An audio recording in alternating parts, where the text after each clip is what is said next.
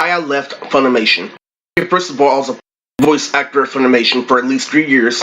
I know particularly this is hard to believe because Christopher Sabat sometimes uses Morse code to perform Zoro in current One Piece episodes. And what I know about this is I live in a separate, building from the original Funimation where he originally voices Kuwabara. Meaning that I was to come up over time, but the truth is I was a punk snot-nosed brat that literally said, "Hey Chris, if you want me to come down, it's not like I can see you to your universe or anything." I had a main girl named Zero. I was a punk-ass kid. Could punk Sean Shin with that kid, punk Christopher Sabat, that can basically beat Hulk Hogan. It was all because I watched all Slice of Life anime at one point, and while I got a whole bunch of girls in the studio, they started getting mad. Now, don't hold this against me. This is the truth bar minimum. Because what exclusively happened is the reason why I worked for Funimation was I made my own studio by doing the documentary of Alice and Miranda. As the years went on, it was crazy because what I did was I showed them literally a basic social skill. I brought a girl with purple hair first off. I don't know how Sean Schimmel feels about girls with exclusive content, literally what gang did Sean Schimmel and Chris Sabat banged in. What happened was I was showing him social skills, and after purple hair, it tore him apart. Because I explained to him that I have Asperger's, I'm like, this is nothing, Lily. This is worse than Lily. I had that one band that lost to Isaiah. What was the name of your band? Forever the Sickest Kids? That's bullshit. It was Isaiah's band. Dance Gavin Dance. It was horrible. I mean, it was absolutely horrible.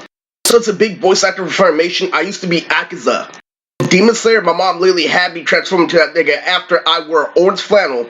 Had me attack Sean Sherman like, get him, Eris. That shit was hella funny. It felt like a loud monster. Sean, I just whooped your motherfucking ass.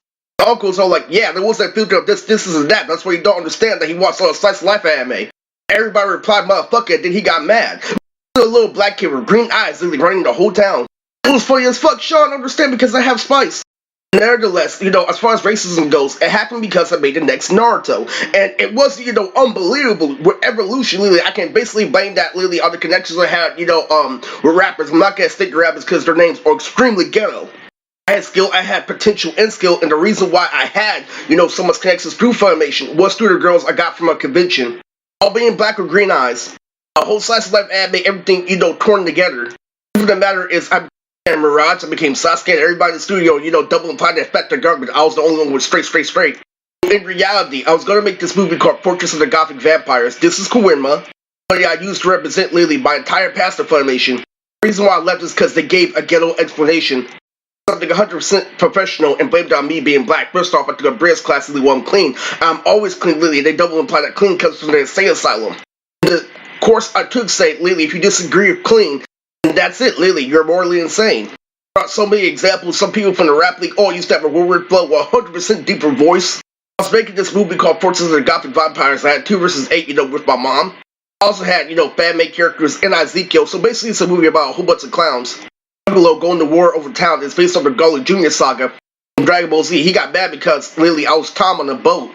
Each and every time he wanted to sneak in his own shit, he kept on telling Sean what's real, literally. As a voice actor, literally, I was up with both of them, literally. But the truth behind this video is that if you know the full truth, because I watched all the Slice of Life anime, because I was a good rapper, and because I knew what life was, that life, doesn't drag on, it's for something that you take control. Got mad. I mean, they got completely mad. There's some underage, literally, cosplayers, literally, listening to this right now. Believe the whole story, but have to follow literally what Funimation is by One Piece standards, which is completely lame on paper, but outside, Funimation. Half famous, what I did was I brought a street smart principle to Funimation. It's some real life concept that's racism in society. After he made Alice and Miranda, after he got all those girls for convention, after he watched all Slice of Life anime, you still treat him like just a nigga. That's where you get more credit because they are losers. Literally, Chris and Sean are a loser. Over 4 years old, they can't get women to be obsessed with them. Saw how I dumped Anne and gained Zero. Their message is powerful. Kept on ignoring it. I'm like, what the fuck you want me to do? Play a theme song of What's Do Scooby-Doo? Hella people up in there, Lily, and the way I came at them was completely white. I went to real shit, Lily. I was a good dancer in high school, Lily. I had tons of girls, and somebody called out a toothpick and then brought in skateboarding. But the difference between me and him is I have Asperger's and he has full-on autism. It's the same because in the movie there's falling dinosaurs, Lily. There's Chandra, Lily. There's people hanging from a rock. It was beautiful, and he tries to, Lily, stick in his butt, stick in Lily his living while I told him, Lily, to grow up. That freezing shit, Lily, that he got from Vulcan and Flix and Cape for him getting rejected. I didn't care, Lily. I had Bree, Lily. I am Sasuke, Lily. I was the new Lil Wayne radio. A girl wore a PlayStation symbol, Lily, for a Naruto headband. The most of all, Lily, fun that I had with Funimation, Lily, was my relationship with Zero, Lily, being the hardest, Lily, facing Antonio. Their brain popped out or whatever. Guess what happened? The movie, I am zapped and see Sakura, literally, the next Naruto, literally, whip Sakura. She's my second command on a spaceship. It was hella funny. The cutest thing in the world is Sean fucked it up like, bruh, you act like you never seen a girl with purple hair before. And every time I show him the original formula, he blamed it on being popular, but literally, the funniest part is this is how it goes. Literally, I know how to be in reverse too, because you have to be in reverse to get the studio, right? So he stayed in reverse, right? So when I start playing better music, I start doing things with composure, right? We see one scene in the anime, then I start dancing, and then I start dancing with my girl.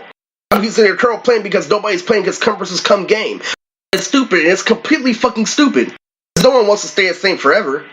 Moral of the story is, I got full credit on the inside, but not out, and on the out, I'd have to be a loser in order to get fooled. So you can take it how you want, because you call me crazy, call me whatever, but I'm living my life.